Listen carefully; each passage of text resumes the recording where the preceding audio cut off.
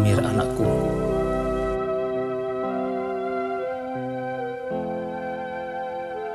Ayah menyesal sekali belum bisa mengirimkan uang pondokan dan uang sekolah minggu ini. Ayah sudah 1 minggu sakit, jadi uang terpakai untuk membeli obat-obatan. Mudah-mudahan Ibu Rusdi bisa memaklumi keadaan ini. Maaf ya nak, dan pandai-pandailah menjaga diri. Ayahmu, Hadi Pranoto.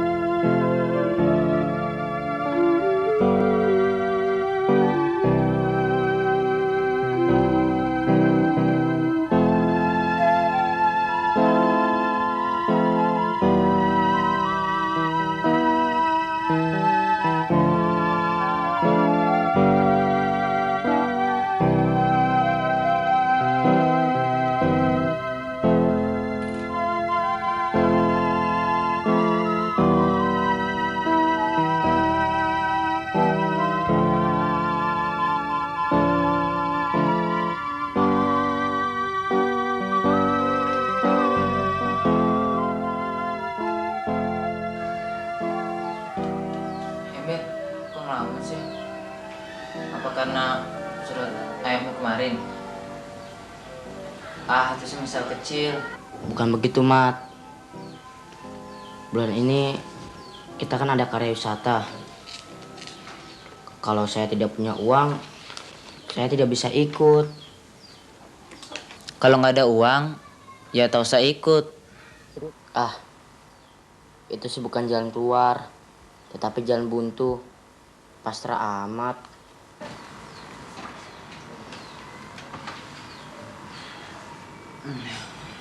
Kita kan harus menyadari keadaan. Tidak boleh memaksa. Coba kamu ingat-ingat. Beberapa hari yang lalu, kamu jajan habis berapa? Pakai membelikan jajan si Eko dan Andri segala. Ingat, kalau sudah begini, Yang sudah ya sudah, yang belum diulang lagi.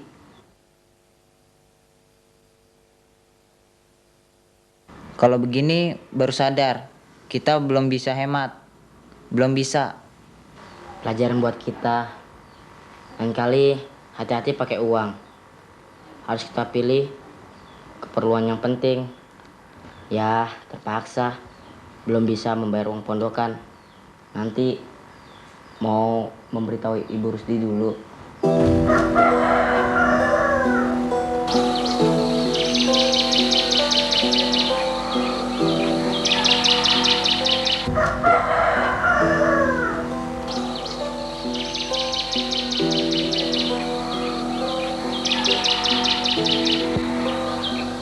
Selamat pagi, Bu. Amir, selamat pagi. Kok tumben pagi-pagi sudah bangun? Mau lari pagi ya? Tidak, Bu. Mau mengganggu Ibu sebentar.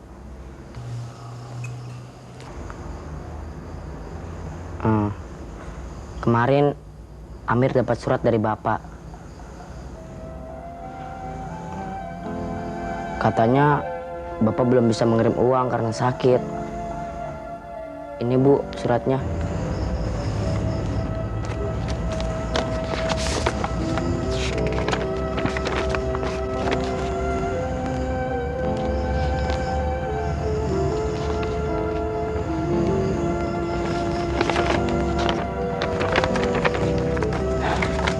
Tidak apa-apa.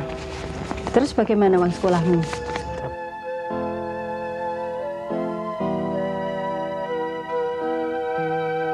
terpaksa belum bisa membayar, Bu. Nanti lapor ke bagian tata usaha. Yang tidak bisa ditunda mungkin uang karya wisata. Kalau saya tidak bisa membayar, saya tidak boleh ikut. Padahal kesempatan karya wisata hanya sekali dalam setahun. Dan itu juga menambah ilmu pengetahuan. Terus berapa membayarnya? Rp5.000, Bu. Rp5.000? Iya, Bu.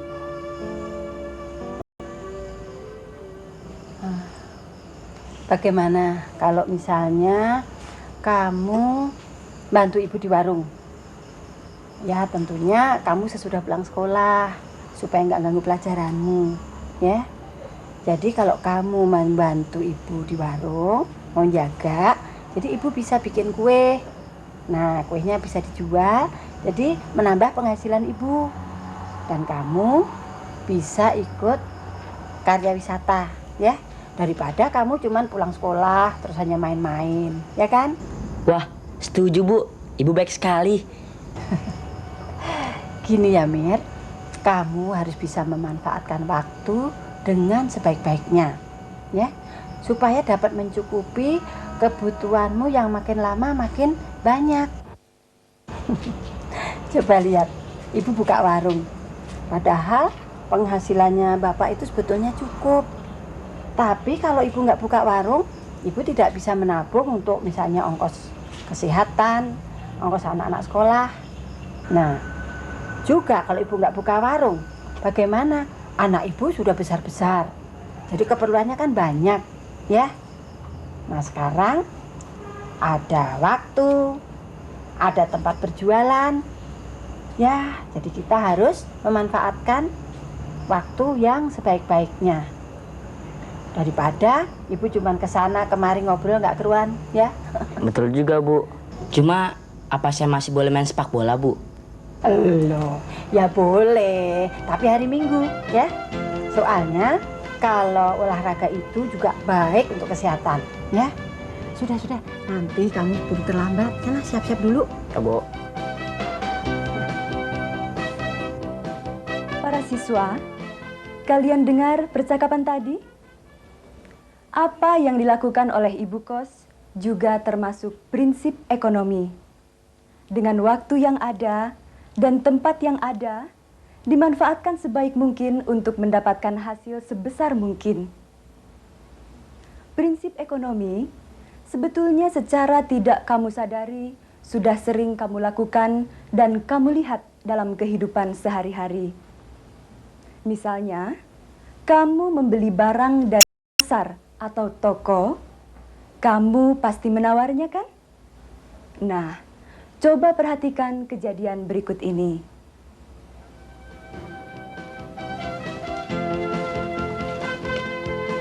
Jeruk ya, Dek.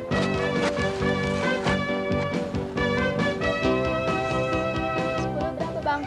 10-nya 2.000 saja, Dek. Ah, mahal sekali. Biasanya 1.000 boleh.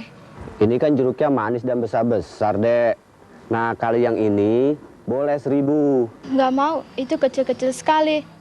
Rp1.250 saja ya. Baru coba kan? Kalau 1.250, abang rugi dong. Kalau untuk dicoba, boleh. Nah, ini coba nih. Jeruknya manis sekali, Dek. Nih, coba. Yuk. Ini coba.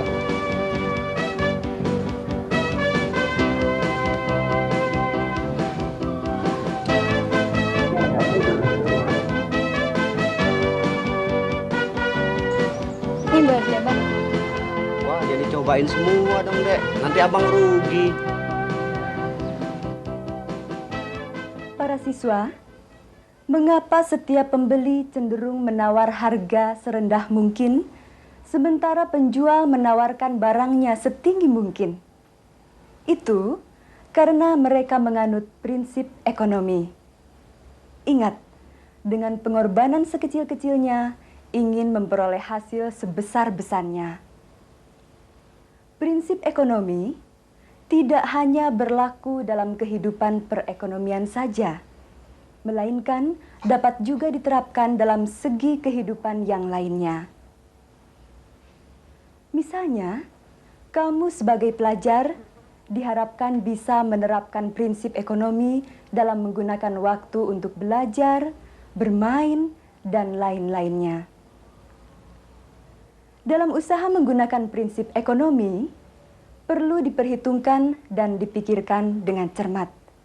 Jadi, kamu sebagai pelajar harus dapat menerapkan prinsip ekonomi dalam menggunakan waktu.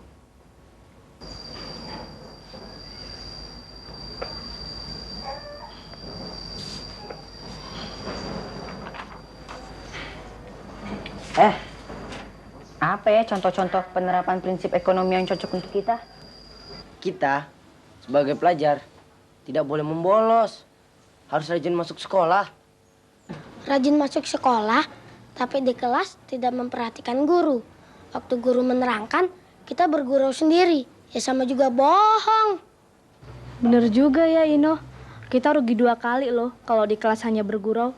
Rugi yang pertama, kita kehilangan uang transport untuk ke sekolah. Rugi yang kedua, kita kehilangan waktu. Ilmu nggak dapat, uang habis, ya kan? Iya. Apalagi kalau bergurau di dalam kelas dan jajan waktu istirahat. Wah, bukan main ruginya. Iya ya. Kalau begitu, kita sebagai pelajar tidak boleh membolos. Harus rajin belajar, tekun mendengarkan pelajaran. Baru sip. Prinsip ekonomi jalan. Contoh yang lain apa ya? Kita kan disuruh menyebutkan 3 contoh. Pengaturan waktu di rumah, kapan kita harus melihat TV, bermain, dan belajar. Ah, Budi, sok rajin loh. Padahal sih di rumah, dia selalu melihat TV terus-menerus. Hanya belajar kalau mau tes, iya kan? Buat apa kita buang-buang waktu untuk belajar? Enakan nonton TV. Waktu akan tes, baru belajar. Toh, percuma menghafal pelajaran kalau tidak ada tes. Dengan pengorbanan sekecil-kecilnya, kita akan mendapatkan kesenangan sebesar-besarnya. Itu aliran yang menyesatkan, kawan. Prinsip ekonomi tidak begitu. Itu namanya prinsip pemalas. Lalu kalau tesnya nyontek? Buat, gak ada ruginya kita belajar tiap hari. Waktu tes kita ringan, belajarnya hanya mengulang. Itu baru namanya prinsip ekonomi. Ekonomi dalam menggunakan waktu. Iya. Nah, tinggal satu lagi nih. Ada satu lagi yang tidak kita sadari, tapi sering kita lakukan di sekolah dan menjadi kebiasaan buruk. Ayo, siapa yang tahu? Apa ya? Apa sih? Nyerah deh. Jajan. Padahal kita dikasih bekal oleh ibu. Sampai di rumah kita disediakan makanan. Nah, itu kan namanya pemborosan. Ah, Ino sok. Padahal sih suka jajan juga dia. Lihat-lihat dulu dong jajannya. Karena menyadari kesehatan daripada sakit. Saya jajan hanya kalau ada ekstrakurikuler. Sampai di rumah sore. Rumah saya kan jauh. Betul juga, Ino. Kita harus berpikir ekonomis. Kapan waktunya jajan, kapan tidak. Asik. Jadi sudah selesai tugas kita dan mantap. Nah kan kalau belajar bersama dalam waktu singkat karena pemikiran bersama selesai sudah dengan memuaskan.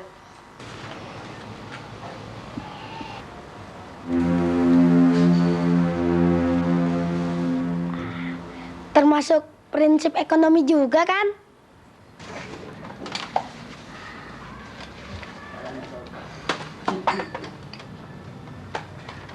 Nah, sekarang kita makan kuenya. Yuk, silakan. Jangan malu-malu.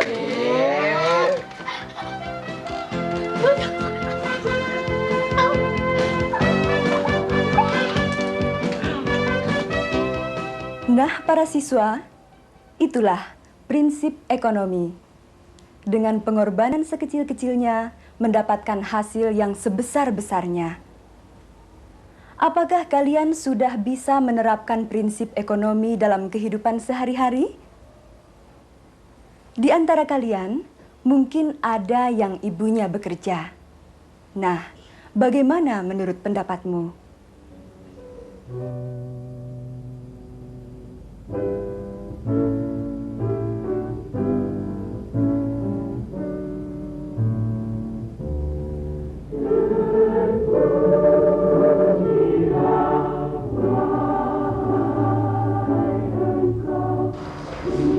Anaknya di rumah sudah cukup besar, jadi waktunya bisa dimanfaatkan untuk bekerja. Banyak keuntungannya ibu bekerja, yaitu ilmu yang pernah dia pelajari waktu sekolah tak akan sia-sia. Selain itu bisa menambah penghasilan keluarga. Dengan bertambahnya penghasilan, maka tingkat kemakmuran akan meningkat. Itu juga termasuk tindakan yang menganut prinsip ekonomi. Bagaimana pendapatmu tentang tindakan ibu tersebut?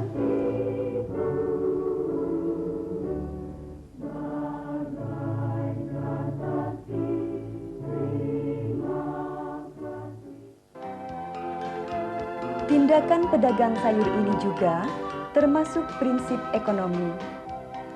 Mereka membeli di tempat yang lebih murah untuk dijual di tempat lain yang harga jualnya lebih mahal. Tentu saja harus diperhitungkan biaya pengangkutan sayur tersebut.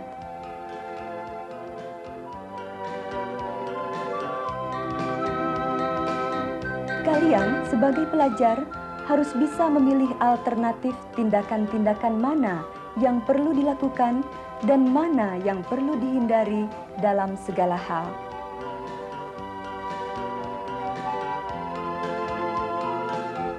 Para siswa, prinsip ekonomi tidak hanya dikenal dalam kehidupan manusia dalam memenuhi kebutuhan hidupnya. Dalam jual beli pun dikenal prinsip ekonomi. Pernahkah kalian mendengar tentang prinsip pembeli dan penjual? Prinsip pembeli atau konsumen dipengaruhi oleh 4 faktor. 1. Barang yang lebih mendesak. 2. Mutu yang baik. 3. Menawar semurah mungkin. 4. Menyesuaikan pendapatan.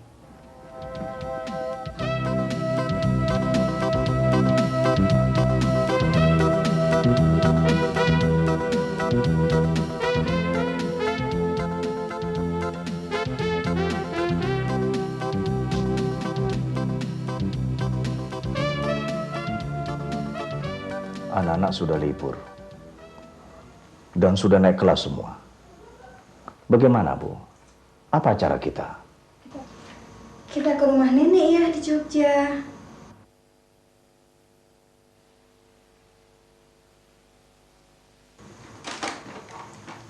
Sudah lama tidak ke sana.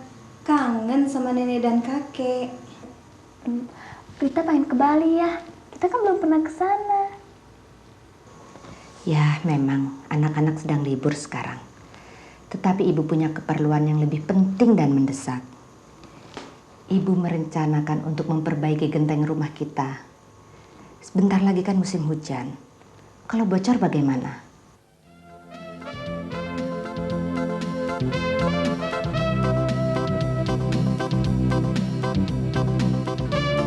Bu, membetulkan genting kan bisa pakai yang bekas saja. Harganya lebih murah. Jadi uangnya ada sisa. Kalau kita memakai genteng bekas, mutunya tidak baik. Kita mengharapkan murah. Malahan lebih mahal dan ada pemborosan. Karena baru sebentar sudah bocor lagi. Berarti harus ganti lagi. Panggil tukang, membayar lagi. Mau untung jadi buntung. Jadi lebih baik memilih mutu yang baik.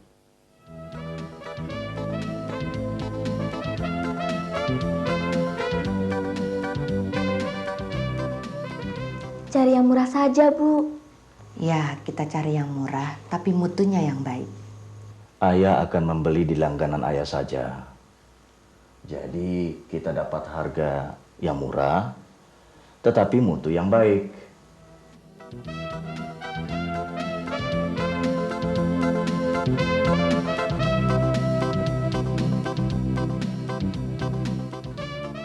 Kalau beli di langganan ayah, bisa nggak bayarnya belakangan? Maksudnya berhutang dulu? Iya, Bu. Jadi bisa kebalik kita. Ah, jangan. Ibu tidak biasa berhutang. Lebih baik kita sesuaikan uang kita dengan keperluan yang ada. Jangan lebih besar pasak daripada tiang. Ingat pelajaran bahasa Indonesia.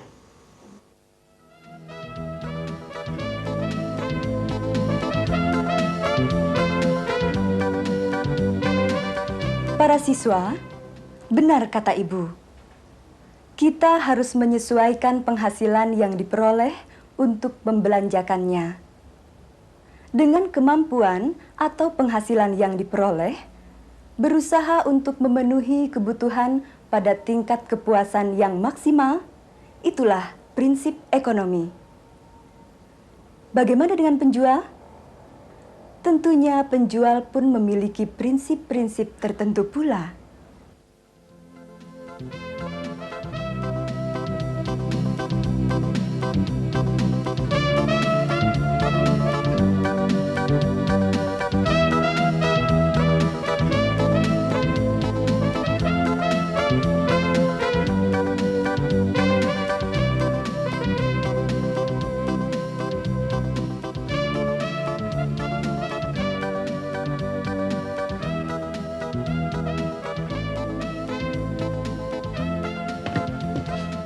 Man. Ya. Ini jadiin satu yang tadi ya? Yang tadi ya? Iya, Pak. Diikat ya? Iya. Hati. Iya. Bang, ada sirup baru nih. Kelihatannya enak dan murah deh. Wah, saya nggak berani ganti mereknya dulu ah. Soalnya banyak pembeli yang suka sirup tertentu. Jadi bisa cepat laku gitu. Iya memang. Kita lebih suka pilih barang yang cepat laku dengan harga yang bagus kan?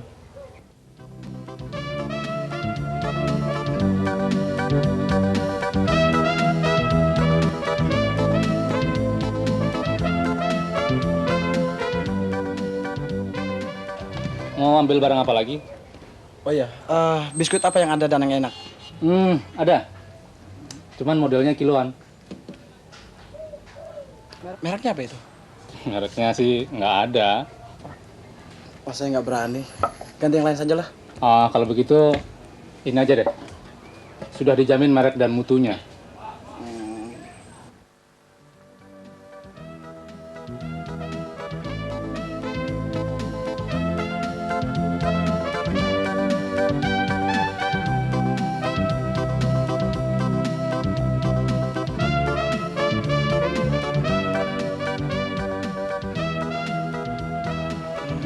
Berapa sekilonya? Ya kalau abang mau beli banyak, bisa saya korting deh. Masih harga lama kok. Ya saya hitung dulu. Kalau dapat untung banyak ya saya ambil. Kurang lagi dong. Nanti saya nggak untung lagi, saya jual lagi. Itu sudah murah. Bener, di tempat lain nggak bisa jual segitu. Saya ngambil banyak.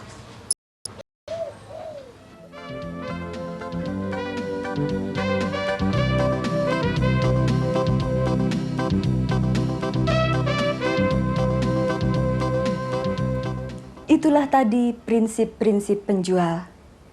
Mereka berusaha memilih barang yang akan mereka jual kembali dengan baik dan berusaha membelinya dengan harga serendah mungkin. Nah, itulah pokok-pokok yang harus kalian ketahui tentang prinsip ekonomi.